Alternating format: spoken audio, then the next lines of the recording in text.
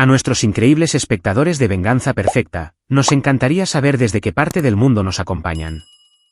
Háganoslo saber. Ahora, sumerjámonos en la historia de hoy. Capítulo 1, la advertencia.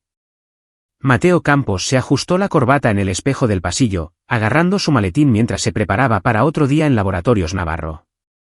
A sus 34 años, había construido una vida cómoda como químico investigador principal, una carrera que exigía precisión, paciencia y una mente analítica.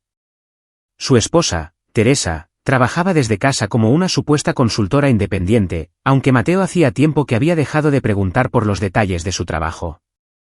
Su matrimonio se había vuelto distante durante el último año, pero él lo atribuía a su exigente horario y a los misteriosos proyectos de ella. «¿Ya te vas?», llamó Tere desde la cocina, su voz con esa dulzura artificial a la que él se había acostumbrado. Era atractiva de una manera calculada, cabello rubio siempre perfectamente peinado, maquillaje aplicado con precisión militar incluso a las 7 de la mañana. «Hoy tengo una presentación importante», respondió Mateo, inclinándose para besarla en la mejilla. Ella se giró en el último segundo, convirtiéndolo en un momento incómodo. «No me esperes despierta. Puede que llegue tarde».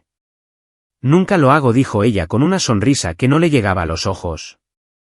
Cuando Mateo salió al porche de su casa suburbana en Guadalajara, casi choca con Elías Flores, su vecino anciano. Elías tenía 72 años, un cartero jubilado con ojos amables y la costumbre de regar sus rosas a horas intempestivas. «Buenos días, don Elías», dijo Mateo, notando la expresión preocupada del hombre mayor. Elías miró hacia la casa de Mateo, luego se acercó, bajando la voz. «Mateo, necesito decirte algo.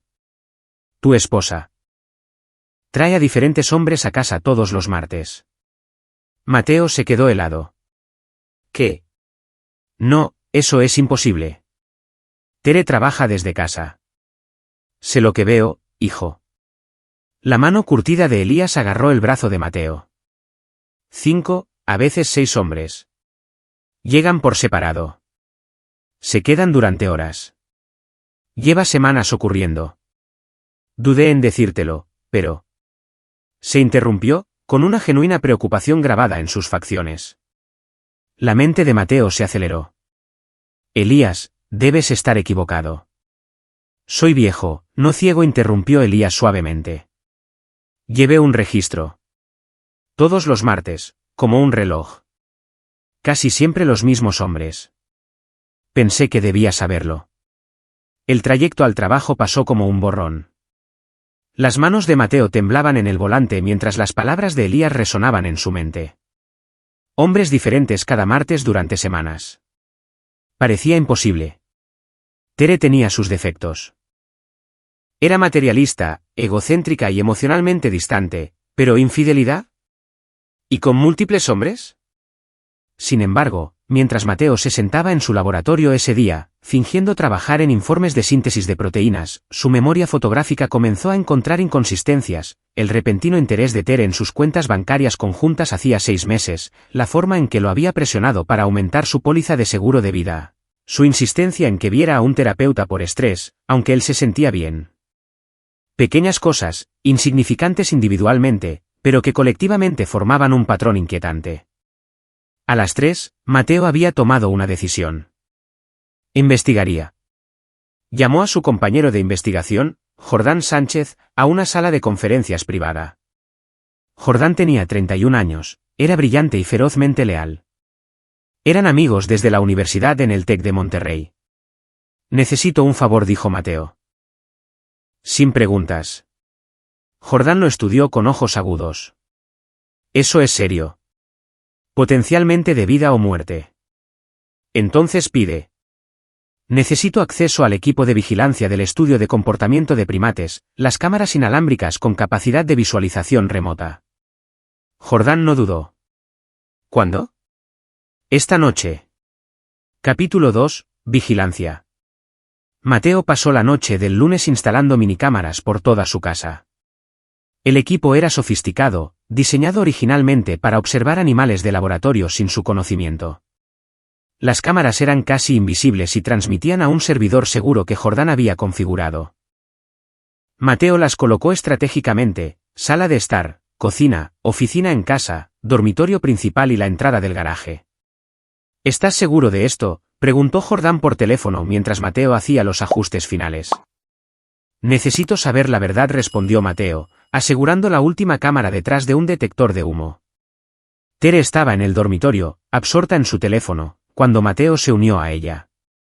¿Qué hacías en el garaje?, preguntó sin levantar la vista. Organizando equipo de laboratorio antiguo, mintió él con fluidez. Jordán va a tomar prestadas algunas cosas. Ella gruñó en señal de reconocimiento, ya desinteresada. La mañana del martes llegó con una lentitud agonizante. Mateo siguió su rutina habitual, café, ducha, el beso de despedida que Tere esquivó. Pero esta vez, condujo solo 2 cuadras antes de detenerse en el estacionamiento de una tienda de comestibles. Había llamado para decir que estaba enfermo, algo que nunca hacía, alegando una intoxicación alimentaria por la cena de anoche. En su coche, Mateo abrió su portátil y se conectó a la transmisión de vigilancia. Las cámaras, perfectamente posicionadas, mostraban cada ángulo de su hogar. Esperó, con el corazón palpitante, esperando que Elías estuviera equivocado. A las 9:47 de la mañana, llegó el primer hombre. Mateo no lo reconoció, un hombre musculoso de unos 30 y tantos años con la cabeza rapada y ropa cara. Tere lo recibió en la puerta con una familiaridad que revolvió el estómago de Mateo, pero no se abrazaron. No se besaron. En cambio, el hombre siguió a Tere a la oficina en casa. 10 minutos más tarde, llegó un segundo hombre. Este era mayor, de unos 50 y tantos, con un maletín de cuero y un traje que gritaba dinero. Tere lo condujo a la sala de estar. Para el mediodía, 4 hombres habían entrado en la casa de Mateo. Se reunieron en la sala de estar y Mateo subió el volumen del audio. Todavía no ha mostrado ningún síntoma, decía el hombre mayor. Mateo ahora podía ver su rostro claramente, ojos calculadores, cabello plateado y un aire de autoridad profesional. Aún no, Donnie, respondió Tere. Pero necesitamos acelerar el cronograma. El hombre musculoso, a quien los otros llamaban Diego, se inclinó hacia adelante. Les digo que el enfoque de la disonancia cognitiva no está funcionando lo suficientemente rápido. Deberíamos pasar a la fase 2. Fase 2, un tercer hombre, de aspecto nervioso y cabello ralo, jugueteaba con sus gafas. Eso es permanente. Ese es el punto, Esteban, espetó Diego. Hemos invertido 6 meses en esto. Cada martes, hemos estado sentando las bases, y él no sospecha nada. Pero Donnie tiene razón. Necesitamos resultados. La sangre de Mateo se heló. Estaban hablando de él. Fase 2, permanente. ¿Qué demonios estaba pasando? La voz de Tere irrumpió, aguda y profesional. Mañana, lo convenzo de que te vea, Donnie. Documentarás su estado mental en deterioro. El diagnóstico justificará todo lo que viene después. ¿Y el papeleo del beneficiario?, preguntó un cuarto hombre. Ya está cambiado, dijo Tere con una sonrisa que perseguiría a Mateo en sus pesadillas. En el momento en que su póliza pague, nos repartimos según el plan. Diego y yo nos llevamos el 50% por la ejecución, el resto se divide entre ustedes por la consultoría y la logística. Las manos de Mateo temblaban mientras guardaba la grabación. Esto no era infidelidad. Esto era una conspiración. Estaban planeando algo catastrófico, usando su propia casa como base de operaciones mientras se suponía que él estaba en el trabajo. Y mañana, esperaban que él cayera en una trampa. Capítulo 3, la revelación. Mateo pasó la tarde del martes aturdido. Condujo sin rumbo por Guadalajara, su mente repasando las implicaciones. La conversación que había escuchado era condenatoria pero incompleta. Fase 2. Permanente, deterioro mental. Las piezas formaban una imagen horrible, planeaban matarlo o internarlo en una institución, robando sus activos en el proceso. Para las 6 de la tarde, Mateo había tomado varias decisiones. Primero, no confrontaría a Tere todavía. Eso solo los alertaría y podría ponerlo en peligro inmediato. Segundo, necesitaba más información sobre esos hombres, especialmente Diego y Donnie. Tercero, necesitaba un seguro, pruebas tan contundentes que, incluso si algo le sucediera, la verdad saldría a la luz. Regresó a casa y encontró a Tere cocinando la cena, una ocurrencia inusual que inmediatamente encendió las alarmas. Pensé en hacer tu plato favorito, dijo ella, revolviendo la pasta con una estudiada indiferencia. Parecías estresado últimamente. ¿Estresado? Ahí estaba esa palabra otra vez, la que había estado usando en las conversaciones durante meses. Estoy bien, dijo Mateo con cuidado. Solo la presión habitual del trabajo. En realidad, cariño, he estado preocupada. Tere dejó la cuchara, su rostro dispuesto en una expresión de preocupación que ahora parecía grotescamente falsa. Has estado olvidando cosas, pareciendo confundido. La semana pasada, no pudiste recordar nuestro aniversario, y has estado hablando en sueños, diciendo cosas extrañas. Nada de esto era cierto, pero Mateo reconoció el gaslighting cuando lo vio. ¿De verdad? Te he concertado una cita, continuó Tere. Mañana a las 10. Doctor Donato Dueñas. Es un psiquiatra, muy respetado. Solo una consulta para asegurarse de que todo está bien. Donny, el hombre de la reunión, el que documentaría el supuesto deterioro de Mateo. Aprecio tu preocupación, dijo Mateo lentamente. Pero no creo que sea necesario. La máscara de Tere se deslizó por un momento, sus ojos se endurecieron. Mateo, insisto. No estás bien, aunque no puedas verlo. Si no vas por ti, hazlo por mí. Por nosotros. ¿Nosotros? ¡Qué broma! Está bien, accedió Mateo, viéndola relajarse. Iré. Esa noche, mientras Tere dormía, Mateo trabajó en el garaje. Usando sus conocimientos farmacéuticos y los recursos que había acumulado discretamente, comenzó a prepararse. No armas. Era un químico, no un guerrero. Pero la química ofrecía su propio arsenal para alguien que supiera cómo manejarlo. También envió archivos encriptados a Jordán, copias de cada grabación, fotos de los hombres entrando en su casa, transcripciones de sus conversaciones, un seguro en caso de que ocurriera lo peor. Llegó la mañana del miércoles. Mateo se vistió con cuidado, deslizando un pequeño dispositivo de grabación en el bolsillo de su chaqueta, diferente de las cámaras de casa. Este lo llevaría personalmente a la consulta del psiquiatra. ¿Listo?, preguntó Tere, con las llaves en la mano. Te llevaré. No es necesario. ¿Insisto? Su sonrisa era de acero bajo la seda. La consulta del doctor Dueñas es difícil de encontrar. En el coche, Mateo notó que Tere enviaba mensajes de texto rápidamente. Su teléfono, en el portavasos, vibró con la ubicación compartida de ella, asegurándose de que realmente fuera a la cita. La consulta del doctor Donato Dueñas estaba en un edificio médico de lujo, todo de cristal y cromo. Pero mientras Tere conducía a Mateo por la entrada, él notó algo extraño. El directorio no listaba ningún psiquiatra en el piso al que se dirigían. Justo cuando llegaron al ascensor, el teléfono de Mateo vibró con un mensaje de Jordán, Donato Dueñas, falso. Sin cédula profesional en Jalisco. Nombre real, Donato Dueñas, estafador. 2 condenas por fraude. La sangre de Mateo se convirtió en hielo. No se trataba solo de robar dinero. Si Donny era falso, el plan era más oscuro de lo que había imaginado. Entraron en el ascensor. Cuando las puertas se cerraron, el teléfono de Tere sonó. Empieza sin mí, le dijo a Mateo. Oficina 412. Tengo que atender esto. Las puertas se abrieron en el cuarto piso. Mateo salió solo a un pasillo vacío. La puerta de la oficina 412 estaba ligeramente entreabierta. Cada instinto gritaba peligro, pero la empujó para abrirla. Dentro, Diego Rivas estaba de pie, esperando, ya sin su encantadora sonrisa. Detrás de él estaban otros 3 hombres de la reunión del martes. Hola, Mateo, dijo Diego. Tu esposa te envía saludos. Pensó que deberíamos hablar de tu futuro, o más bien, de tu falta de uno. La puerta se cerró de golpe detrás de Mateo. El cerrojo sonó con una finalidad fatal.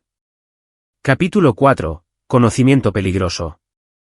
Mateo evaluó la situación con la misma precisión analítica que aplicaba a los compuestos químicos. 5 hombres, una salida. No había armas visibles, pero no necesitaba verlas para saber que estaban allí. La postura de Diego gritaba violencia contenida por órdenes. Antes de que esto vaya más lejos, dijo Mateo con calma, sacando su teléfono, deberían saber que he estado grabando todo desde el lunes. Cada palabra que han dicho en mi casa, cada detalle de su plan. Y esas grabaciones ya están en múltiples lugares seguros. La sonrisa de Diego vaciló. Estás fanfarroneando. ¿Lo estoy? Mateo accedió a su portátil de forma remota a través del teléfono, mostrando imágenes de las cámaras de su casa. Martes, 10:15 de la mañana dijiste, y cito, la fase 2 es permanente. ¿Quieres que ponga la parte donde discutieron repartirse el pago de mi seguro de vida? La habitación se quedó en silencio. Esteban, el hombre nervioso, de hecho, dio un paso atrás.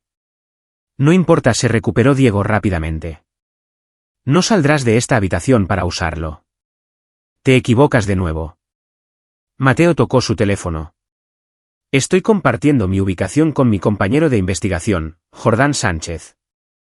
Si no le envío la palabra clave, síntesis, en los próximos 5 minutos, llama a la policía y les envía todo. ¿Quieren explicarle a la policía por qué la supuesta consulta de un psiquiatra contiene a un estafador y 4 cómplices? La mandíbula de Diego se tensó. Detrás de él, el falso doctor Dueñas habló. Déjalo ir. Esto ya es demasiado complicado. No podemos arriesgarnos a, cállate, espetó Diego. Pero la vacilación era real. Mateo aprovechó su ventaja. Esto es lo que va a pasar. Voy a salir. Nunca volverán a contactar a Tere. Y a cambio, no presentaré cargos. ¿Todavía? ¿Todavía? Diego se rió, pero sonó hueco. ¿Qué se supone que significa eso? Significa que necesito tiempo para decidir qué es la justicia aquí. Mateo se movió hacia la puerta. Pero sepan esto, no soy el hombre confundido y estresado que creían que estaban atacando. Soy un químico investigador con un conjunto de habilidades muy particular y una memoria fotográfica para todos los que he visto en esta habitación.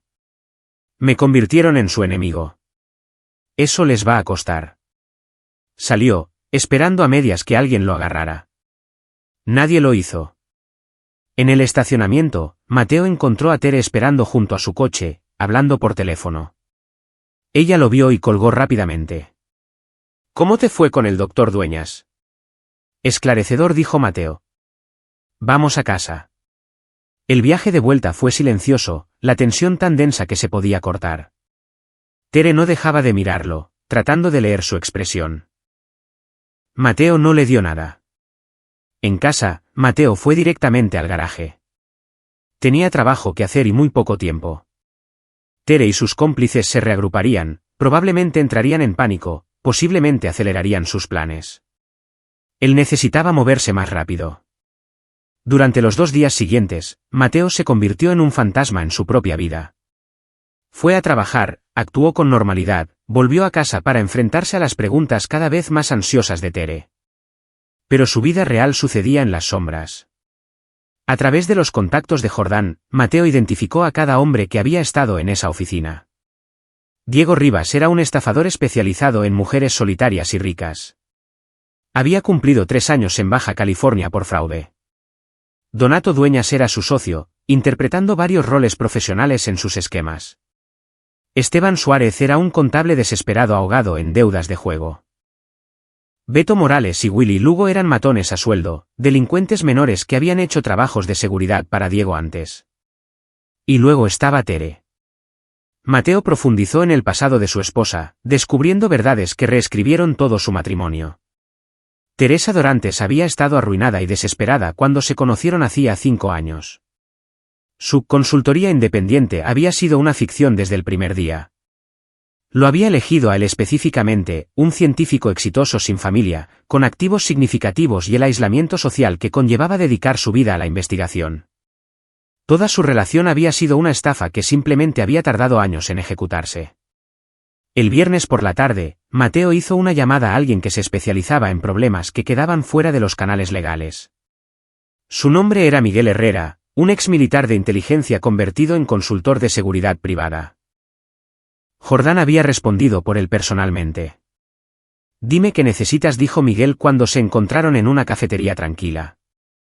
Mateo expuso toda la situación, la conspiración, el plan de falso suicidio, los cómplices.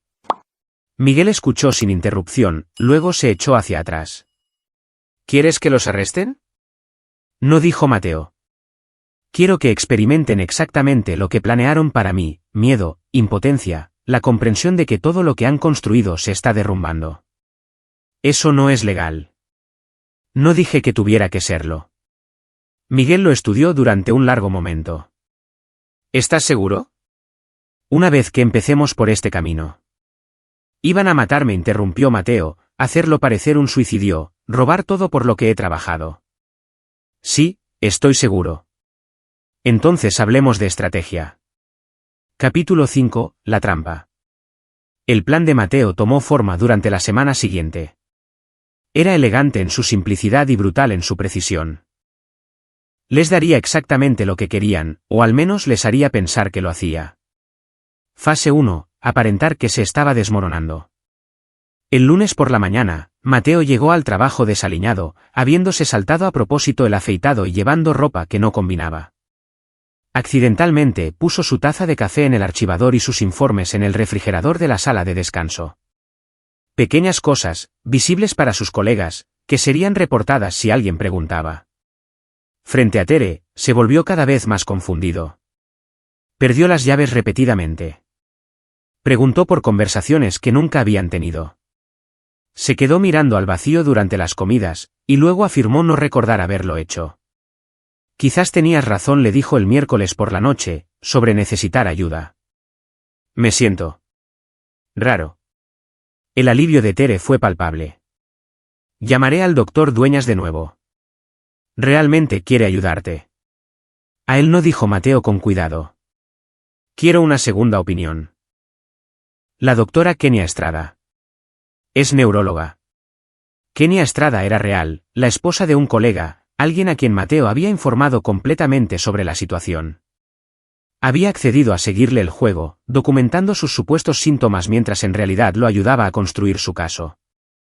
Pero Mateo dejó que Tere creyera que buscaba ayuda que finalmente apoyaría su narrativa de su estado mental en declive. Mientras Mateo parecía desmoronarse, el equipo de Miguel trabajaba en segundo plano. Siguieron a Diego y su equipo, fotografiando sus reuniones, documentando sus comunicaciones, construyendo una imagen completa de toda su operación. Lo que descubrieron fue peor de lo que Mateo había imaginado. Han hecho esto antes, reveló Miguel el viernes por la noche, al menos 2 veces. Diferentes mujeres, diferentes víctimas. Una víctima, Tomás Valdés, se suicidó hace 3 años.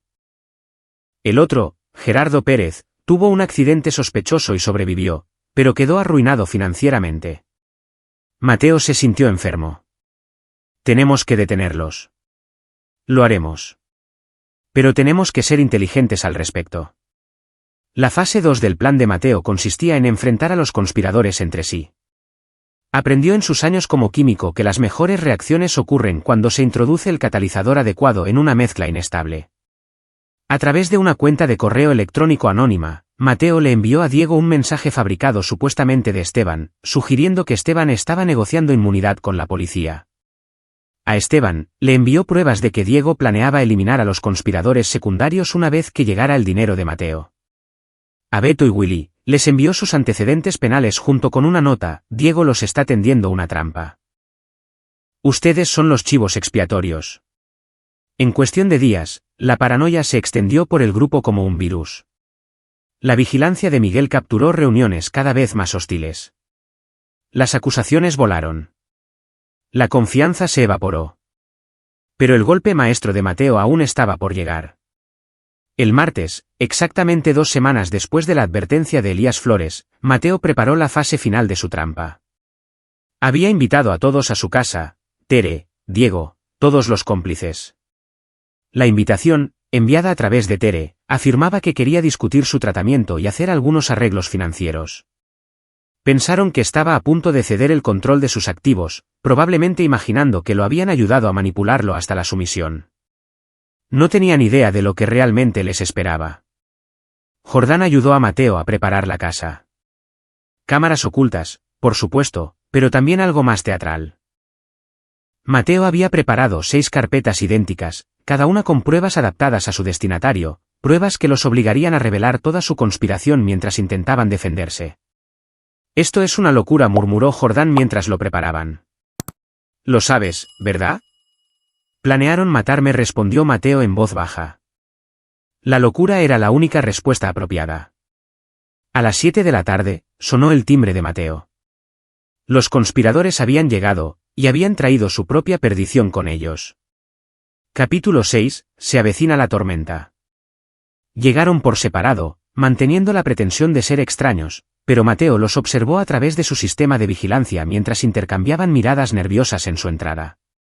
Tere saludó a cada uno con una calidez teatral, interpretando a la esposa preocupada que organiza una intervención de salud mental. Mateo había pasado el día en un deterioro visible. Sus manos temblaban al servir agua. Tropezaba ligeramente al caminar. Hablaba en frases fragmentadas, exactamente el comportamiento que Donnie habría documentado en su falsa evaluación psiquiátrica. Gracias a todos por venir, comenzó Tere una vez que todos se acomodaron en la sala de estar. Como mencioné, Mateo ha aceptado discutir su condición y tomar algunas decisiones importantes sobre su cuidado y asuntos financieros. Diego se sentó con una paciencia depredadora. Donnie había traído un portapapeles real, manteniendo su personaje de falso psiquiatra. Esteban parecía a punto de salir corriendo en cualquier momento. Beto y Willy flanqueaban las salidas como los matones a sueldo que eran. He estado pensando, dijo Mateo lentamente, su voz deliberadamente débil, sobre lo que me ha estado pasando. La confusión. Los problemas de memoria. Tere, has sido tan paciente. Todos queremos lo mejor para ti, dijo Tere, alcanzando su mano. Mateo notó el asentimiento casi imperceptible de Diego, la señal para proceder con su jugada final. El doctor Dueñas ha revisado sus síntomas, intervino Donnie, consultando su portapapeles. Con su permiso, me gustaría discutir las opciones de tratamiento. Hay un centro. No, interrumpió Mateo, su voz repentinamente clara y fuerte.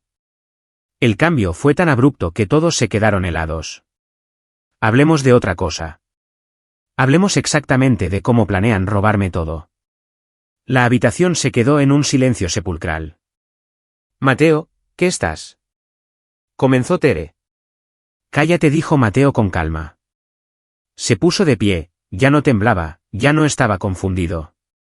Todos están siendo grabados. Cada palabra, cada expresión, al igual que los he estado grabando durante semanas. Diego se levantó de un salto, pero Beto fue más rápido, moviéndose para bloquear la salida de Mateo. Pero Mateo no se movió hacia la puerta. No puedes irte, dijo Diego. Y las grabaciones no significan nada si no estás vivo para testificar. Ahí es donde te equivocas. Mateo sacó su teléfono, mostrando una transmisión en vivo. En un lugar separado, Jordán estaba sentado con múltiples pantallas transmitiendo todo. Transmisión remota. Jordán está mirando, junto con Miguel Herrera y su equipo. Si algo me pasa, la policía recibe todo. Pero lo más importante, mi abogado recibe todo, incluidas las grabaciones de ustedes admitiendo hace un momento que me matarían para evitar que testifique. Estás loco, siseó Tere, toda pretensión de esposa amorosa evaporada. No, estoy preparado. Hay una diferencia. Mateo se dirigió a su estantería y sacó 6 carpetas. Cada uno de ustedes tiene una carpeta. Dentro hay pruebas de sus crímenes específicos. Tere, registros de ti investigando mis finanzas durante 2 años antes de que nos conociéramos, perfiles de citas donde listabas, profesionales adinerados, como tu objetivo demográfico. Diego, pruebas que te vinculan con la muerte de Tomás Valdés y el accidente de Gerardo Pérez.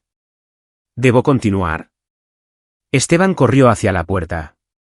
Willy lo agarró. Déjalo ir, dijo Mateo en voz baja. O esto pasa de un caso de conspiración a un caso de secuestro. Willy miró a Diego, quien asintió a regañadientes. Esteban huyó. ¿Qué quieres?, preguntó Donnie, su fachada profesional finalmente resquebrajándose. ¿Dinero? Podemos repartir. No quiero su dinero, interrumpió Mateo. Quiero que entiendan lo que se siente ser impotente. Ver cómo su mundo se derrumba. Saber que otra persona tiene todo el poder.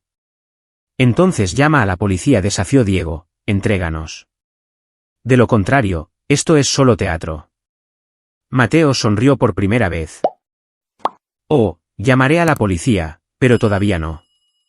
Primero, les voy a quitar todo de la misma manera que ustedes planearon quitármelo a mí. Y me van a ayudar a hacerlo. Ni de coña. No tienen elección, continuó Mateo. Porque esto es lo que no saben. El agua que han estado bebiendo esta noche, la mezclé con un sedante suave y un compuesto marcador que desarrollé en el laboratorio. Es rastreable en su sistema durante 96 horas. Si algo me sucede durante ese tiempo, ese compuesto los vincula directamente con mi muerte. Están marcados, etiquetados como animales de laboratorio. Era un farol, en parte. Mateo había puesto algo en el agua, pero era solo un tinte inofensivo que se vería bajo luz ultravioleta. Pero ellos no lo sabían. ¿Nos envenenaste? La voz de Tere se elevó en pánico. Los marqué químicamente, corrigió Mateo. Hay una diferencia. Ahora siéntense, todos ustedes, porque vamos a hablar de cómo exactamente van a hacer una restitución por lo que intentaron hacer. Y si no les gustan mis términos, bueno, siempre podemos ver qué opinan la policía sobre intento de asesinato, conspiración para cometer fraude y cualquier otra cosa que pueda documentar. Los ojos de Diego prometían violencia, pero se sentó. Mateo los tenía exactamente donde los quería. Capítulo 7. El desmoronamiento. A la mañana siguiente, Mateo puso su plan en marcha.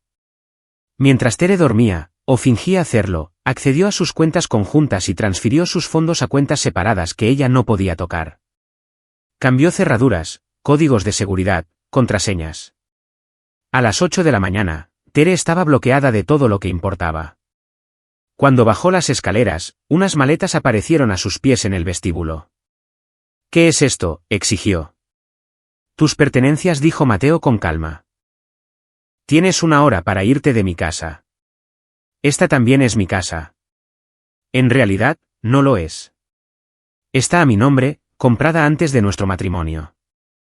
Y nuestro acuerdo prenupcial, que firmaste, especifica que la mala conducta marital, incluida la conspiración para cometer fraude, anula cualquier reclamo sobre mis activos. El rostro de Tere perdió todo color. No puedes probar. Mateo reprodujo una grabación, su voz clara como el día, discutiendo su asesinato con Diego. ¿No puedo? Ella intentó primero la ira, luego las lágrimas, luego la seducción. Mateo permaneció impasible. A las 9:30 de la mañana, Tere se había ido, sin hogar y sin dinero. Pero Mateo no había terminado. El castigo de Diego fue más elaborado. Mateo había pasado días investigando la operación de Diego, descubriendo algo útil. Diego realizaba sus estafas usando identidades robadas y entidades comerciales fraudulentas. Con la ayuda de Miguel, Mateo había recopilado pruebas y las había enviado a la división de fraude de la FGR, al SAT y a las fiscalías de varios estados. Pero también envió información a las víctimas de Diego, a todas ellas, incluidas aquellas de las que Diego pensaba que se había librado. Direcciones, números de teléfono, ubicaciones actuales. Diego estaba a punto de descubrir lo que significaba tener enemigos motivados. Para el martes, Diego estaba bajo custodia federal. Los cargos eran extensos: fraude electrónico, robo de identidad, conspiración para cometer asesinato. Su fianza se fijó en 40 millones de pesos. Tenía quizás medio millón de pesos en fondos accesibles. Donato Dueñas enfrentó su propio ajuste de cuentas. Mateo había contactado al colegio de médicos, a la policía y a todos los hospitales donde Donny había afirmado tener privilegios. Hacerse pasar por psiquiatra era un delito grave. Hacerlo como parte de una conspiración de asesinato era mucho peor. Pero el toque favorito de Mateo fue personal. Había enviado grabaciones de los falsos diagnósticos de Donny a psiquiatras reales que los analizaron y determinaron que el propio Donny mostraba signos de sociopatía y trastorno de personalidad narcisista. Los informes ahora eran de dominio público, disponibles para cualquiera que buscara el nombre de Donny. La reputación de Donny quedó destruida. Su negocio se derrumbó y, debido a los cargos federales, sus activos fueron congelados. Esteban Suárez había huido después de la confrontación, pero Mateo no iba a dejar que escapara de la justicia. Sin embargo, el castigo de Esteban fue más leve. Mateo entendía la desesperación y la deuda. A través de los contactos de Jordán, Mateo arregló que las deudas de juego de Esteban fueran compradas con un descuento. Los nuevos acreedores eran mucho más razonables y, a cambio de cooperación y testimonio contra Diego, las deudas de Esteban serían perdonadas gradualmente. Esteban aceptó. Su testimonio sería devastador. Beto Morales y Willy Lugo, los matones a sueldo, enfrentaron cargos de asalto y conspiración.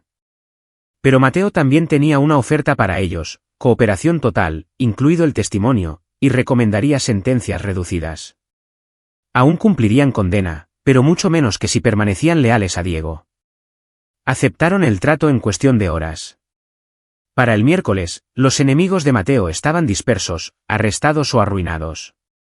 Pero le quedaba una última confrontación. Capítulo 8. Enfrentando el pasado. Kenia Estrada, la neuróloga real, llamó a Mateo el jueves por la mañana. «Tienes una visita. Insiste en verte». ¿Quién? Lorena Rivas. Dice que es la hermana de Diego. Mateo no se esperaba esto. Estaré allí en una hora. Lorena Rivas no se parecía en nada a su hermano. Mientras que Diego era pulcro y depredador, ella estaba desgastada por la vida, ojos cansados, ropa barata, la postura de alguien acostumbrado a las malas noticias. Señor Campos comenzó cuando Mateo llegó a la oficina de Kenia, sé lo que hizo mi hermano. No estoy aquí para defenderlo. Entonces, ¿por qué está aquí? Porque necesito entender. Las manos de Lorena se retorcían en su regazo. Diego no siempre fue así. Cuando éramos niños, era amable, protector.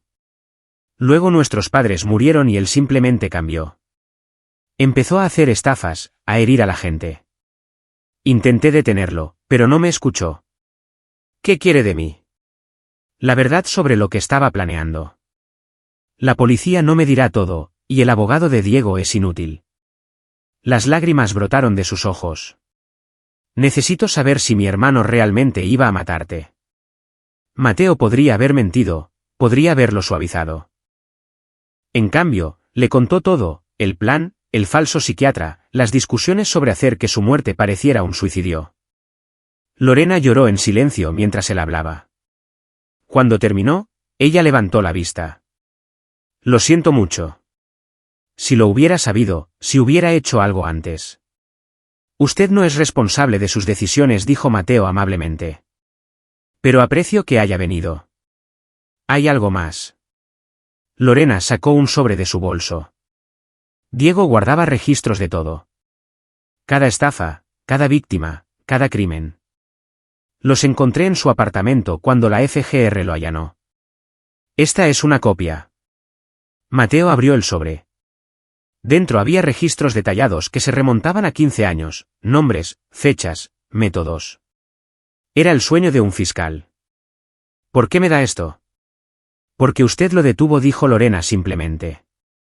Y porque esas otras víctimas también merecen justicia. Diego necesita enfrentar lo que ha hecho. Todo. Quizás entonces pueda convertirse en la persona que se suponía que debía ser. Después de que Lorena se fue, Mateo se sentó solo en la sala de consulta.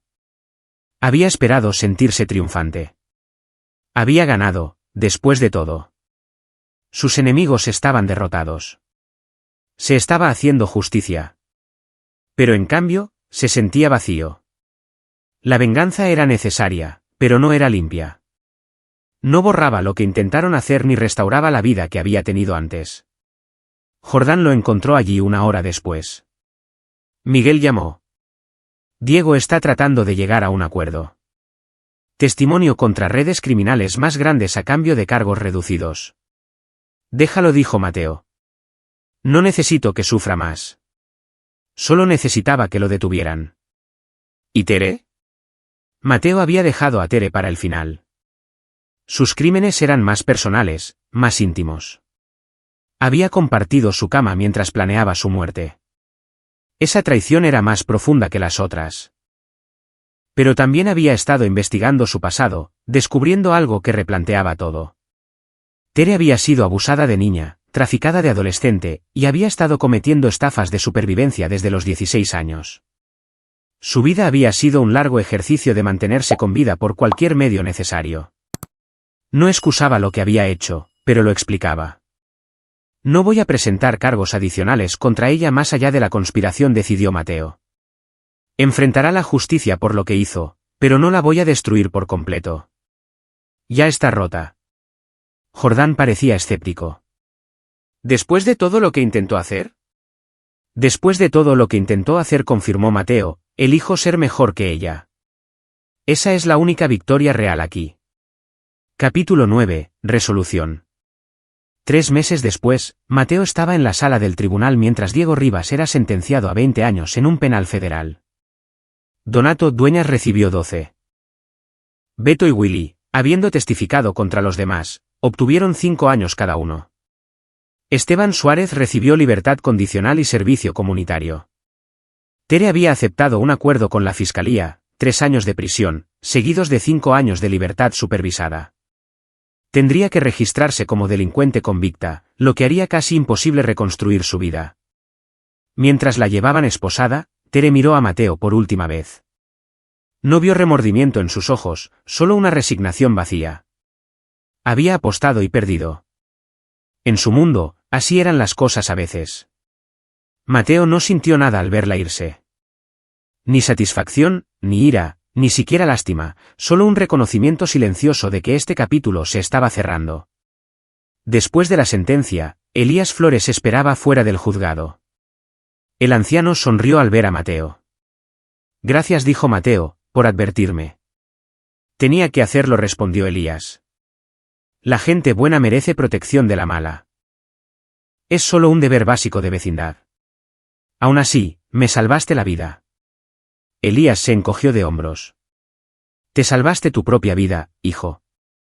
Yo solo te señalé la dirección correcta. Caminaron hasta una cafetería cercana donde Jordán esperaba. Mientras tomaban café, Mateo les contó sus planes. Voy a vender la casa, anunció. Demasiados malos recuerdos. Empezar de nuevo. ¿A dónde irás?, preguntó Jordán. Aún no lo he decidido. A algún lugar sin el fantasma de Tere en cada habitación. ¿Y el laboratorio? Eso me lo quedó. El trabajo es trabajo. Es limpio, lógico, sin agendas ocultas ni conspiraciones secretas. Jordán levantó su taza de café. Por los nuevos comienzos. Y brindaron por ello. Durante los meses siguientes, Mateo reconstruyó su vida pieza por pieza. Encontró una casa más pequeña en un barrio diferente. Adoptó un perro, un rescatado de 3 patas llamado Lucas, que había pasado por su propio trauma y había salido más fuerte. Empezó a correr de nuevo, algo que había abandonado durante su matrimonio. Y lenta, cuidadosamente, se permitió volver a confiar. No a ciegas, nunca volvería a ser tan ingenuo. Pero aprendió a reconocer la diferencia entre la precaución saludable y el aislamiento paranoico. Empezó a salir con alguien, aunque fue sincero sobre su pasado. Algunas mujeres huyeron al escuchar su historia. Otras respetaron su honestidad. 6 meses después del juicio, Mateo recibió una carta de la viuda de Tomás Valdés, Marta. Se había enterado de la condena de Diego a través de la red de víctimas que Mateo había creado sin querer. Durante 3 años, me he culpado por la muerte de mi esposo, escribió. La policía lo dictaminó como suicidio, pero yo conocía a Tomás. Él no habría hecho eso. Su investigación demostró que yo tenía razón. Me devolvió la memoria de mi esposo y mi propia cordura. Gracias. Mateo enmarcó esa carta. Colgaba en su nueva oficina, un recordatorio de que la justicia, por desordenada que fuera, importaba. Una tarde, un año después de la advertencia de Elías, Mateo se encontró de nuevo en su antiguo barrio. Llamó a la puerta de Elías. «Mateo». El rostro del anciano se iluminó. «Pasa, pasa». Mientras tomaban té, hablaron de cosas ordinarias, el tiempo, las rosas, la nueva valla de los vecinos. ¿Se sintió bien?, se dio cuenta Mateo, tener una conversación sin significados ocultos, sin motivos ulteriores, solo 2 personas siendo decentes la una con la otra. Cuando Mateo se fue, Elías lo acompañó a la puerta. «¿Estás bien, hijo?» Sí, dijo Mateo, sorprendido de descubrir que era verdad. Realmente lo estoy. Bien. Te lo mereces. Conduciendo a casa a través del tráfico vespertino de Guadalajara, Mateo reflexionó sobre todo lo que había sucedido. Había sido atacado, traicionado, casi destruido. Pero había contraatacado de manera inteligente, metódica, usando las mismas habilidades analíticas que lo hacían bueno en química. Había ganado no a través de la violencia, sino a través de la preparación, las pruebas y la comprensión de las debilidades de su enemigo. Lo más importante es que había ganado sin convertirse en ellos. Podría haber matado a Diego o destruido a Tere tan completamente que nunca se recuperaría. Tenía los medios, y podría decirse, el motivo, pero había elegido la justicia sobre la venganza, la rendición de cuentas sobre la aniquilación. Esa elección, esa contención, fue lo que le permitió dormir por la noche. Ahora en casa, Lucas lo saludó con un cojeo entusiasta y moviendo la cola. Mateo le rascó las orejas al perro, se sirvió una copa de vino y se quedó en su porche trasero viendo la puesta de sol. Su teléfono vibró. Jordán, noche de trivia en el bar mañana. ¿Te apuntas? Mateo sonrió y respondió, absolutamente. La vida continuaba. Tenía un trabajo que disfrutaba, amigos en los que confiaba y un futuro no escrito por la conspiración de nadie. La pesadilla había terminado. Había sobrevivido no solo físicamente, sino mentalmente intacto, todavía capaz de tener esperanza, confianza y normalidad. Esa fue la verdadera victoria. No Diego pudriéndose en prisión o Tere perdiéndolo todo. La verdadera victoria era Mateo Campos de pie en su porche viendo la puesta de sol, sintiéndose genuinamente contento por primera vez en años. Había sido probado por lo peor que la humanidad tenía para ofrecer, y había emergido más fuerte, más sabio y fundamentalmente sin cambios. Seguía siendo el mismo hombre analítico y de principios que siempre había sido. Solo que ahora, era ese hombre que también resultaba ser un superviviente, y eso marcaba toda la diferencia. Aquí es donde nuestra historia llega a su fin. Compartan sus opiniones en la sección de comentarios. Gracias por su tiempo. Si disfrutan de esta historia, por favor, suscríbanse a este canal. Hagan clic en el vídeo que ven en la pantalla y nos veremos.